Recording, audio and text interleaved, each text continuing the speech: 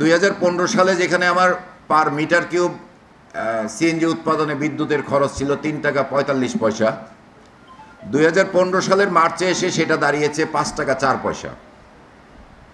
আমি তখন 23 টাকা গ্যাস কিনতাম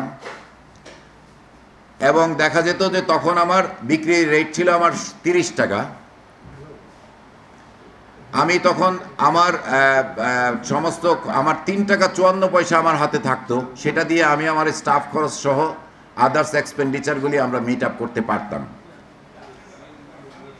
2024 সালে এসে আমরা যেটা দাঁড়ালো সেটাতে আমাদের 5 টাকা 4 পয়সা প্রতি মিটার কিউবে আমার বিদ্যুতে প্রতি মিটার কিউব গ্যাস উৎপাদন খরচ আসলো।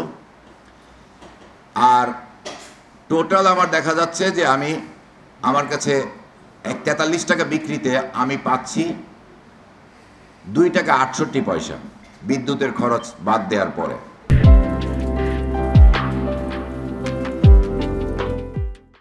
আমি আসলে এই 2 টাকা 68 পয়সা দিয়ে আমার পক্ষে বর্তমান যে অবস্থা বাজারে এবং ক্রমবর্ধমান মুদ্রাস্ফীতির থেকে শুরু করে জ্বালানি কি বলে ন্যূনতম মজুরি নির্ধারণ সহ বিভিন্ন বিষয়গুলি আছে যেগুলি মিট করার পরে আমাদের পক্ষে আসলে স্টেশন চালানোটা বর্তমানে খুব কষ্টকর হয়ে দাঁড়িয়েছে।